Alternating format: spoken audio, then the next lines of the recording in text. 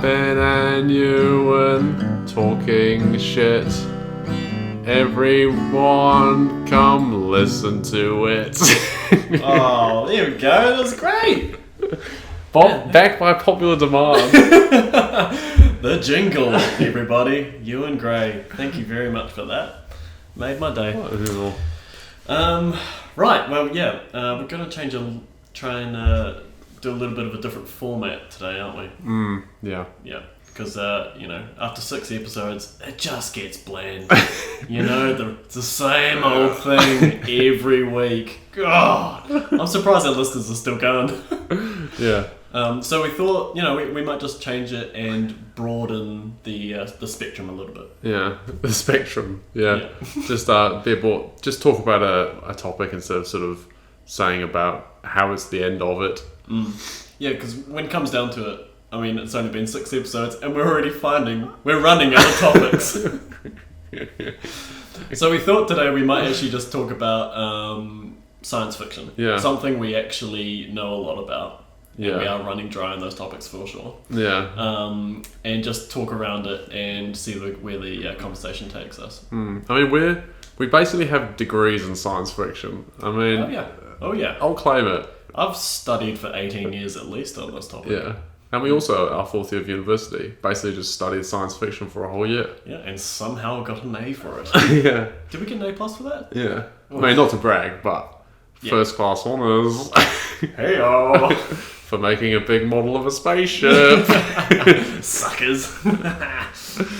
But yeah, first of all, how's your day, Ewan? Yeah, pretty good. It's nice weather today, isn't it? That's probably the most boring chat you could ever have, though. Yeah, it's not the foundation to build a podcast on. No, talking about the weather. No, especially because it's not a visual medium either. People can't see the weather. No. Alright, let's stop talking about that. Yeah. So nothing else. Well, you can tell us about your disastrous affairs with your car. I'm glad you asked, Ewan. I'm glad you asked. Yes, I've had a horrible week. Things have just gone from bad to worse. I've had a headache all day, and then what would make it worse? Oh, I know. My car blowing up. The mighty, legendary cube has blown its last breaths. I know it's had problems for a while, but just didn't expect this so soon. Just had a catastrophic meltdown. And it is no more. No. So on a side note, God, mechanics are shit. God, they're rubbish. Just absolutely full of it. Here's the 2 worst professions in the world. First, property managers. Second, mechanics. Oh yeah. No. And then third, I don't know. What's it? What's it? You don't need 3. No, you just have 2. Bankers? I don't know. That's a bit generic. No, bankers are good. Oh, property managers. Yeah. God, they're terrible. Scumbags. Absolute scumbags. We're in this meeting the other day. We were in this networking event. And we were all, it was all about innovating small businesses. And who's there? Bloody 3 different companies, 3 different property managers.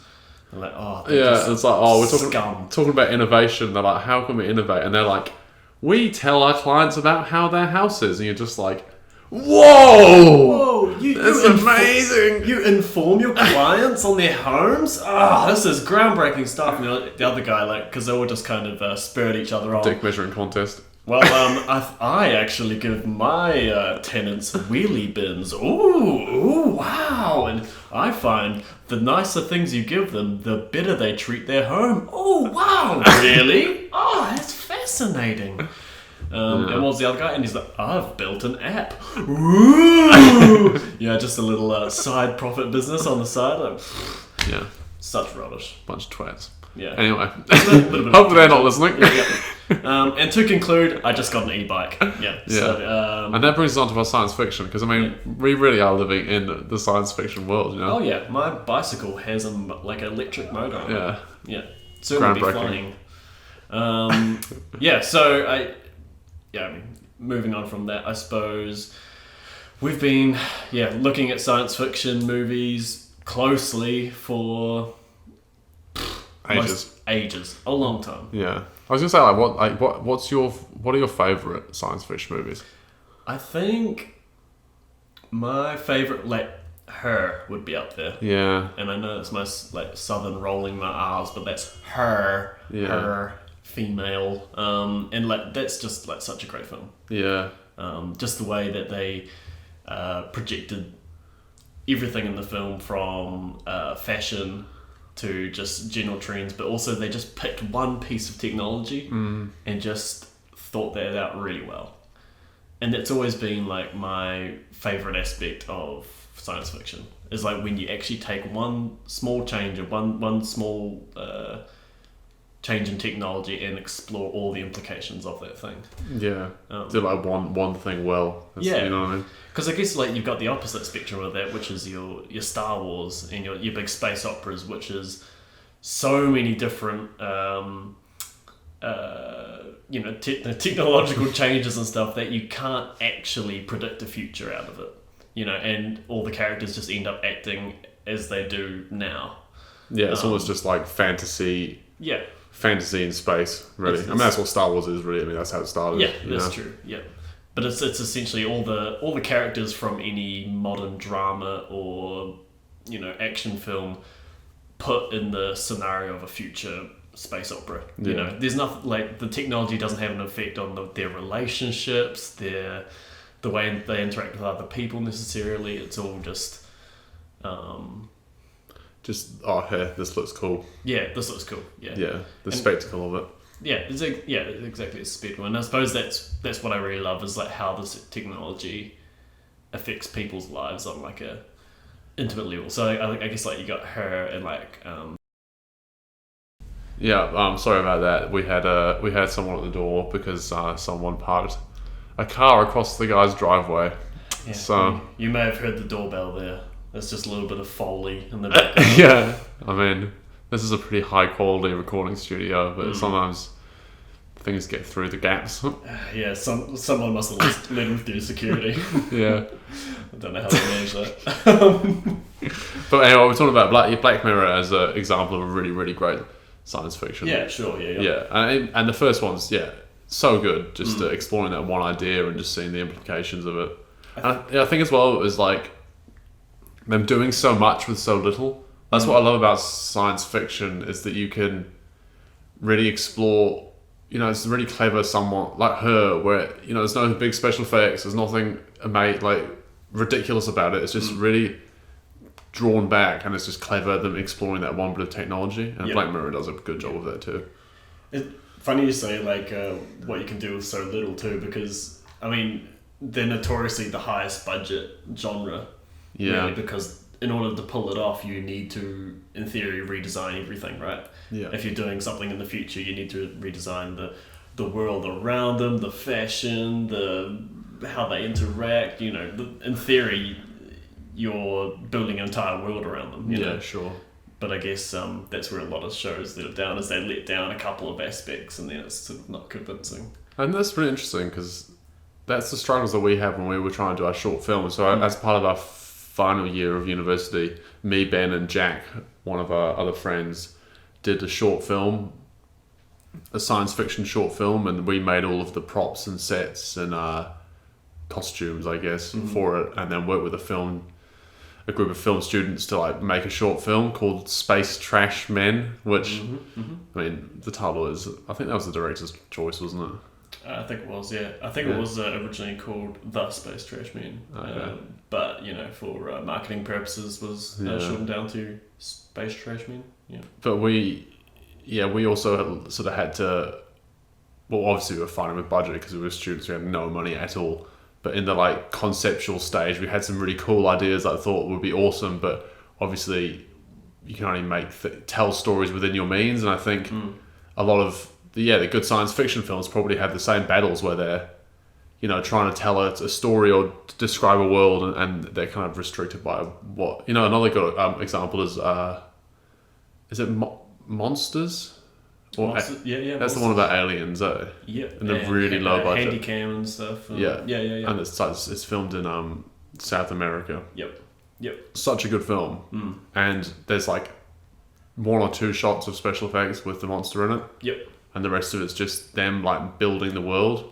And that's what gave us a lot of inspiration for our short film, was like a lot of the good science fiction films really do a lot of world building to create that sort of immersive world. And I think, like, I mean, that just reminds me of like District 9 is such a great example of that, because they spent so long on building this this relationship between the, what do you call them, the prawns and the local residents, you know, and like this dynamic of, and then how like the black market has sort of begun up, and then like this just shows so much thinking had gone into the world building. Yeah. And obviously it had a pretty good budget to be able to pull that off. But I mean, it was District 9 was actually, you know, remember, it was a short film first, and then that's what they have. I think Neil Blomkamp did make that. Yeah, he made. And then he got the funding for the bigger film. Yep. But I think he also carried that into the design. So where they did a lot of the design for that film. But you can tell that too, where there's a design language and like an ethos carried through it in a like a consistent and believable way, which also adds to it. You know. Yep. Yeah, it's a really good film. Really good film. Yeah. So on that note, what's a terrible example of world building and? Yeah, like what's a really bad science fiction film? I don't think there are any. I think they're all great. Sure. No, actually, I saw every movie on Netflix, and they're all terrible. Yeah. Yeah, they're all terrible examples of sci-fi for the most part. Yeah, it's just really forgettable, eh? Yeah.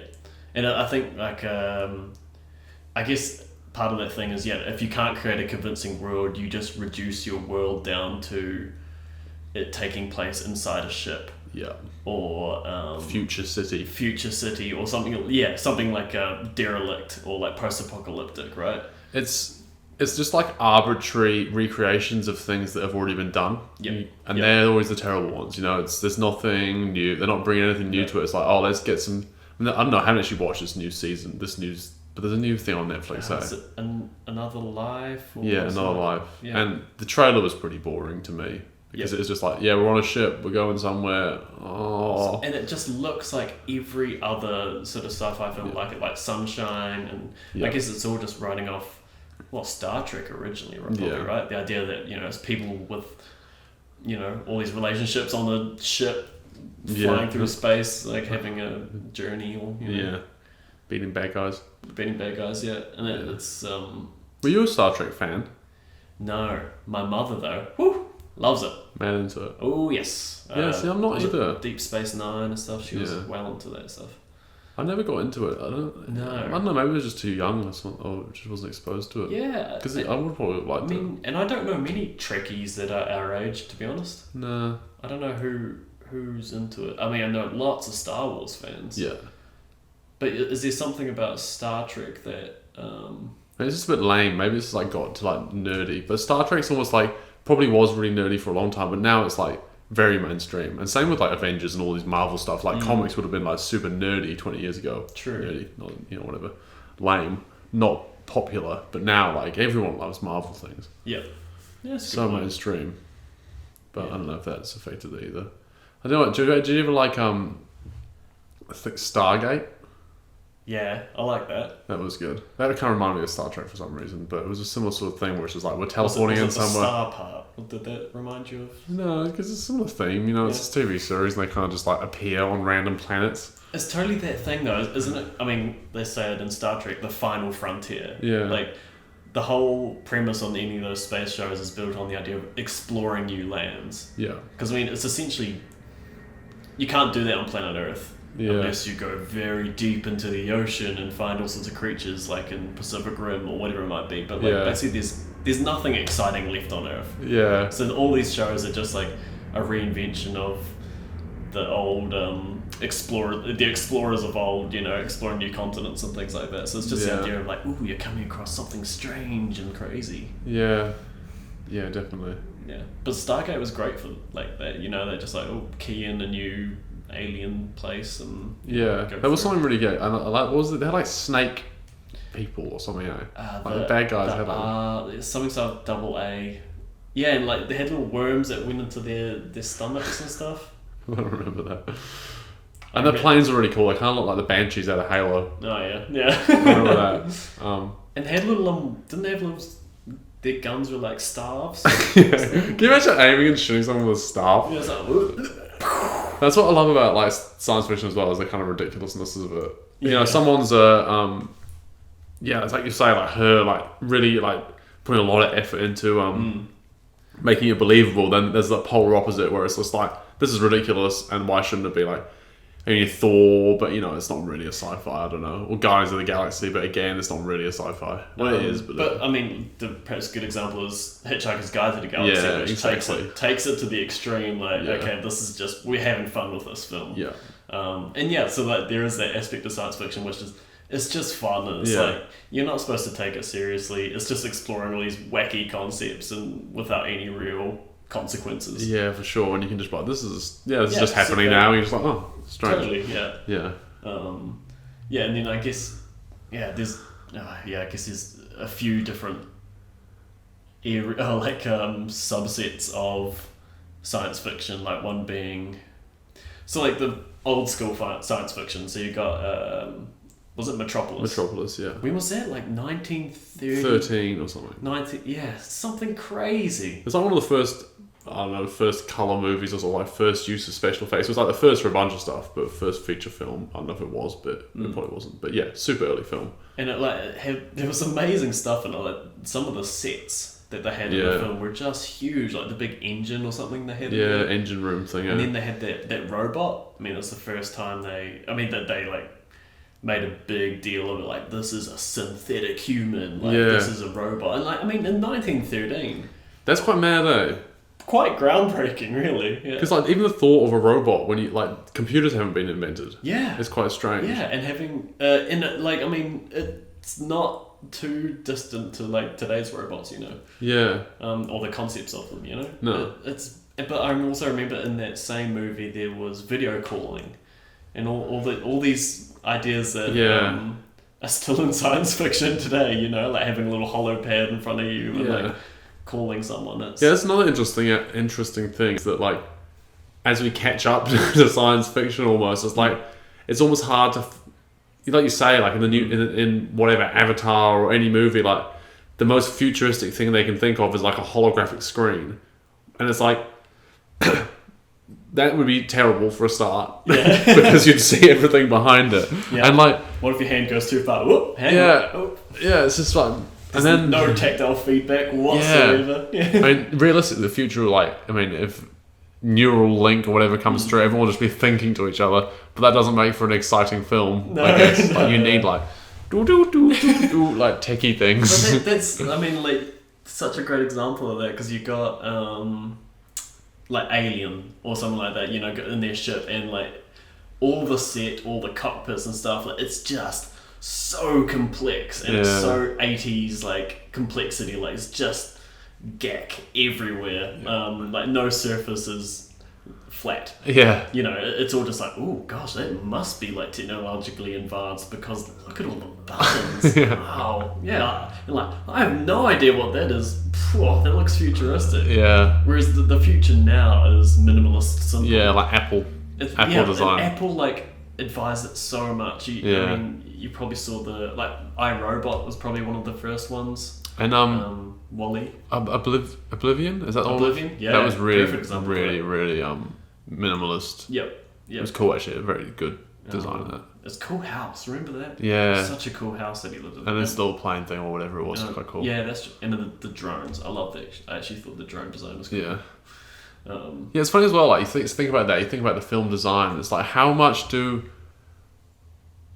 the things that are thought of by science fiction writers or whatever like influence the way that humans. You know what I mean? It's like they're almost like thinking ahead. So. You know, the other one with the flip phone, or like a flip phone was in Star Trek, so then everyone's like, oh, we gotta, you know. How much is that driving people to invent that, like you know? creating a demand for it almost. Yeah, almost. Yeah. It's because it is like we're just going through science fiction films and like ticking things off, Yeah, you know? yeah. Like, well, I mean, and also, I mean, how much does it help? I mean, Elon Musk, no doubt. he's a mad sci-fi mad fan. science fiction fan. It's like, without the inspiration of the future or, you know, like that forecasting and stuff, like, I mean, it's inspiring these scientists and fellow nerds Yeah. to do far more impressive things than we could ever do. Yeah, because like the Falcon, that's no rocket. It's like after the Millennium The Falcon. Millennium Falcon, yeah. Yeah, and there's heaps and heaps of references and all the stuff he does, like to all that kind of thing. It's But pretty buzzy. it's sort of an obsession for so many people, isn't it? Just like always looking into the future technology and where things could go. Yeah, I mean, I think that's the great thing about it is it can be painted like a very exciting and optimistic like vision of the future. And you know, another really one of my favorite ones, Martian, which is a great book, and also, you know, the film's great. I mean, for me, I love it because I'm really into like that space science. So when like the film, you know, it does a relatively accurate job of like putting out, you know, it's relatively true to the science. You know what I mean? Yep. Like they use a lot, especially the book more so than the movie.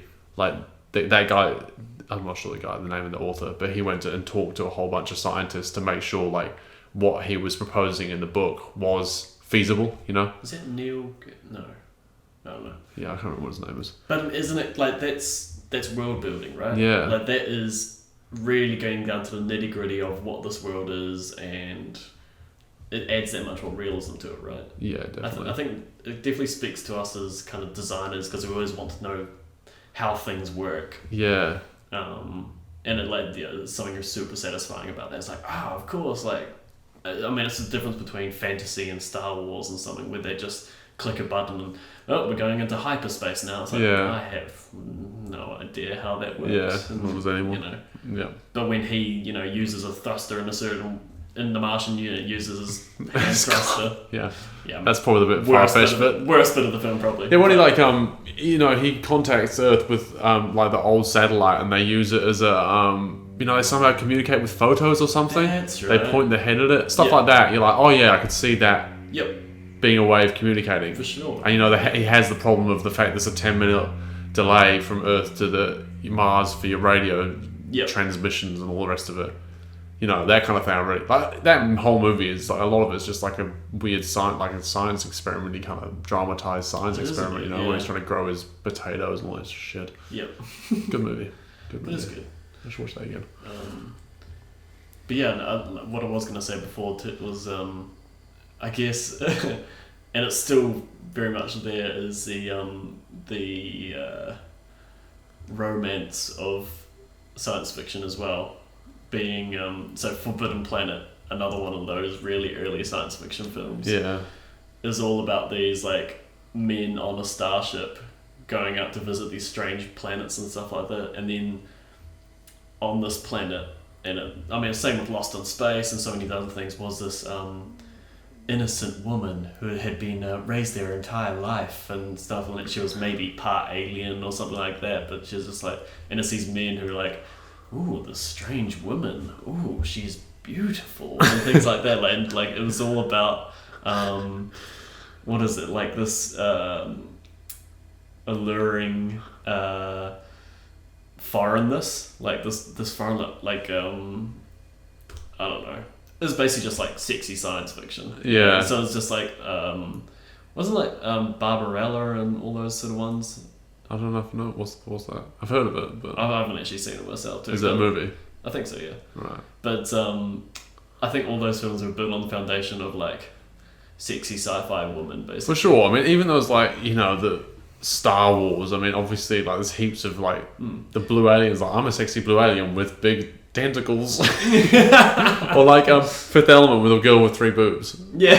All that sort of shit. You know, it's weird, but yeah. Whatever. Yeah, it's real like kinky stuff. Yeah, I know what you mean. There's definitely an element of that. Do you know what else is a great film? Is Serenity is another one. I love that like, film. in terms of so a good. space opera sort of thing. Man, such a good film.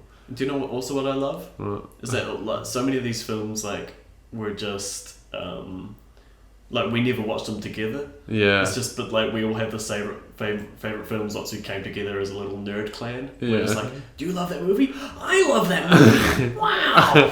And it's just like awesome. And I guess that just means they're great movies. It's fact. Yeah, definitely. And have you seen what's it called when everyone's really stupid, like Idiot? I think I told Idiocracy. you. Idiocracy. Yeah, I that's good seen too. That. No. Because it's like super interesting, and basically it's about like stupid people have like babies more than smart people. So like that's the only theory. Right. So then like he like time travels and comes back 50 years, and everyone's just like real stupid. It's just really funny. And is someone who was prime minister or something, was it? Like a wrestler or something. Yeah, something like that. Like the wrestling champ, which is actually hilarious because The Rock is probably going to run for president at some stage. And he'll probably And he literally is actually terrifying. I've been like, because I follow him on Instagram, and he'll do like posts. Like recently, he's been doing because I think he's Hawaiian or something or Samoan. Yeah. And there's some issue there where they want to build a telescope on like sacred land or something. So I don't know anything about the issue, but he feels. I think his basically stance is that they need to come up with some solution where they're not, betraying the land or whatever. So he's taught, like, obviously I think this is he's like, oh sweet, I can shoe in on this, have a political voice and like show that I'm political, Yeah. And like he does his Instagram like videos and stuff, and then all the comments are just like, oh wow, so political, you need to run, oh man, you're so amazing. And you're just like, oh god, it's happening. But I mean, is he better than Trump? I don't know. Like, Arnold Schwarzenegger is a great example though, yeah. Right? Like he's just a public figure that alpha male, right? Yeah. Isn't it just some sort of alpha male figure? Like, yeah. That people are just like, oh wow, be our leader. Yeah, but I mean, I'm sure by all accounts, like the Rock's a great guy, and like there's some great alpha males out there. Don't get me wrong. And I'm sure Arnie is. I don't know. Maybe, but like Trump is clearly not a great guy. But I mean, as far as I can tell, but he managed to win. You know what I mean? But it's that, again, that alpha male thing. It's just like, I do what I want. I'm rich. Vote for me. And I was like, sounds good. Sounds good. I've got no plans. So like, bring the Rock on. Like shit. If I was in America, I'd vote Rock over Trump, I reckon. But it's just bizarre that that's the options. Oh man, because it is literally idiocracy. Yeah. It's hilarious. I know. And that's really funny, isn't it? Like when sci-fi predictions just somehow come true. Yeah. Like there's some amazing examples out there of just things coming to fruition. Yeah. Can't think of anything now. No. Well, let's hold on for the Rock. Yeah. Actually, The Simpsons have had like quite a few heaps of predictions like that. Actually come true, isn't it? Yeah, it's a funny thing as well. There's like, whoa, they predicted this. It's like, well, how many episodes of The Simpsons have been? Chances they predict something. Or like Futurama. That's not a good sci-fi. Ooh, love that. Man, so good. That's not just like obviously super silly. But so good. Yeah, it's super entertaining. It's funny. It's I'll always have energy for a sci-fi movie. Like, I mean, I think you and I were talking about it a while ago about how we don't always have the energy to see a great art house film. Yeah. How it's I don't know, for whatever reason, like it's like, oh, it's beautiful, it's so emotional. Like, oh god, it's exhausting. Yeah, just want someone to fly a spaceship and blow someone up. Yeah, exactly. And it's like, no matter how stupid, it's just a visual spectacle. And it's kind of like escapism as well. Like you don't have to, or with some of them at least, you don't have to think too much. It's just like, oh yeah, sweet, this is cool. And but for that reason, like sci-fis are consistently topping the charts. Or like the blockbuster. If you look at the blockbuster, like top 10 films, like highest grossing films. Most of them are science fiction. They're pretty much all science fiction, right? Yeah, like Avatar, Marvel, and all the rest of it. Yeah. It's a super popular genre. It is, eh? Yeah. Should get into it if you're not into it already. Yeah, but you can't really live in this world and not be into it, surely. I mean, yeah. Actually, that's a lie. Of course you can. No. I know a few. Yeah. A few survivors. What about sci-fi TV shows? I can't really think. Any good ones? Yeah. I mean, Black Mirror. That's probably the best one. That's the one that jumps to mind. The new season, though, not so good, eh? No, I don't. I don't know why.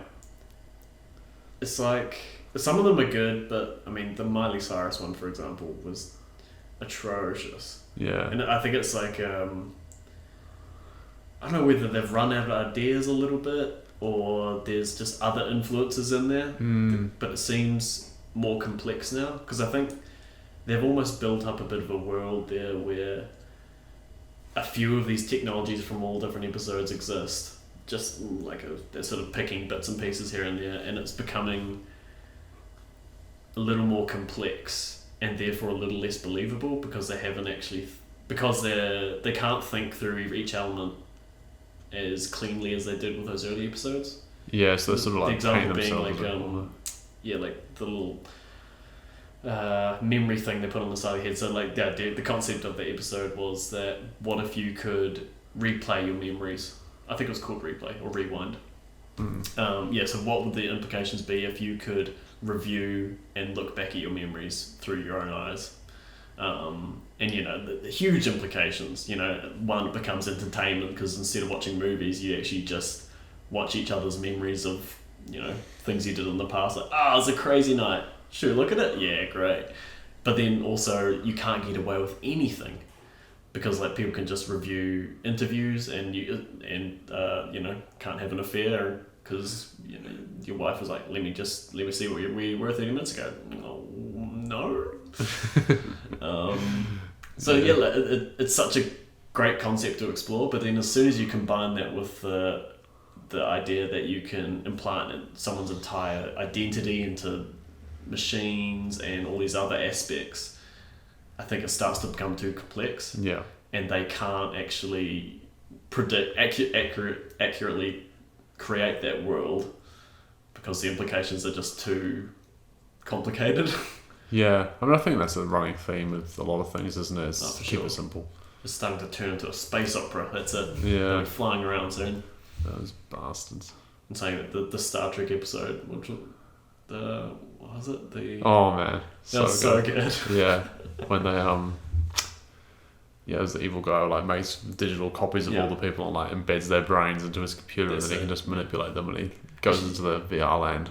Because we always said like that was your role in our business, wasn't it? You were the creepy guy behind the scenes. I was a bit of the front man. Yeah. Yeah. Who you trapped. So I seem likable, but actually I'm just you're just a freak pervert. You heard it here first, ladies and gentlemen. Freaky pervert. Dreambox. Freaky perverts. As seen on. Oh god. Very good. Alright, have we pretty much exhausted that topic? Or? Yeah, well I think we still have to answer the question, is this the end of sci-fi? No. Sweet. No, it's going to go for That's ages. what everyone's been waiting for. The definitive answer. So yeah, it's been around. I wonder, like you were saying about the movie, I wonder if it was sci-fi books before movies? I mean, there must have been, I don't know. Oh yeah, God yeah, so many books. Did Aristotle make a sci-fi play? Odyssey, pretty sure that was sci-fi. He did some like demons and stuff. Maybe they were the future. No, yeah, I guess they're all fantasy, but I guess it's all technology based. I think to be fair, like it's probably a modern theme, like this sense of progression. Mm-hmm. I think like if you lived in the 1600s or something, what you have when you are born and what you have when you die, it's like stagnant, Sure. I don't think people, again, I'm assuming, but I don't think people have that same thing of like, oh, this is what will come out next year. And like now we're just in this like rat race of just like, where's the next best thing? Like, where's the next best thing? And even in our short lives, like we've gone from like the shittest stuff to like amazing things, Yeah. And like in 10 years time, it's just so, like, I think that's so much a part of our culture now. That is such a good point. Yeah, you're always looking for that next bit of technology. Yeah. What's the next evolution and this thing. Yeah, God, it's a bit of a sickness. It's bizarre, right? It is really bizarre. It's really interesting. I mean, it's like, what's the world going to be like in 100 years? Yeah, it's insane. I mean, either just a flaming ball of destruction or basically Star Wars. So yeah, Naboo's pretty cool. I wouldn't mind living on Naboo. Naboo. Yeah. Ooh, doesn't it get destroyed? No, was it? No, No, it's all good. I just gets taken over by. I just like their big waterfalls and their big palaces. Yeah, it's quite pretty. It's quite nice. Yeah. And I don't know where I'd want to live. Definitely not Tatooine. God, it looks like a shithole. Yeah, that's a good question actually. What Star Wars planet would you like to live on most? Our Coruscant looks like a bit of a rat race. That's the whole city planet. The whole city planet, yeah. I mean, apparently it goes down too, so it's actually like quite a small planet, or like that they dig levels and levels down. So it's just like vertical city. Yeah, pretty much. So it's basically a big ball of city. Ball of city, yeah. So there's has hundreds of levels below as well. Yeah. So yeah, I think that's a little bit heavy. I'm struggling with Wellington stress levels, and I don't know how good my e-bike would be on there. No. Probably lots of charging ports. Yeah. Or your e-bike, but it just flies. Yeah. That'd be good. Or maybe Mustafa. That'd be pretty cool. This is such a nerdy joke now. Mustafa. That's the lava planet. Where all the Siths live. We can see you in Mustafa. It'd be pretty warm, and I'm pretty cold and wine at the moment. Yeah, so that's true. Well, maybe it's more like a summer retreat to Mustafa. Yeah. Or that winter retreat to Mustafa. What was it with the... You underestimated... I've got the high ground. What does he say? You're underestimating. I've got the higher ground, Anakin. Don't try it.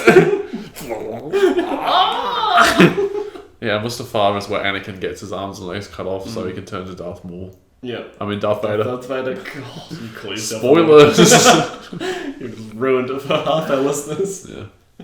No, I think it'd be, Naboo or Hoth or something, surely. Yeah, Whole opposite. It'd be pretty fucking cold there, I think. Yeah, it'd be nicer. I mean, you'd get a little feels bunker. pretty isolated. Or live with the Wookiees. Kashyyyk. That'd be alright. Kashyyyk. Yeah, nice. I could do Kashyyyk. Nice one. Nice little tropical rainforest. A lot of big trees. It's just lots of teddy bears and stuff. Yeah, big fan of trees. Actually, that indoor would be pretty cool too. Which one's that? It's the little Ewoks. Yeah. That's where the Ewoks They seem irritating to me. Oh, maybe they would. Do you know what I think? Well, yeah. They It's get like, old. fuck off! They get old really quick. Oh, they're kind of cute. Okay, I'm kind of sick of you now. Yeah. Maybe that's why the Empire were there, just to kill them all because it's irritating. Yeah. Yeah, that wasn't coming out yet. Cool. All right. Well, yeah. I doubt anyone's still listening. If anyone wants to tell us what their favourite Star Wars play in the little one would be, let us know in the comments. We will be utterly bored by it. Just like you were. Alright guys, we actually have some guests coming on next week. Yeah. Ash and Tessa, they're coming on and we're talking about is this the end of Couch Co-op? Yeah. So quite a niche gamer episode that's going to be, but these guys are great, you're going to love them. Yeah.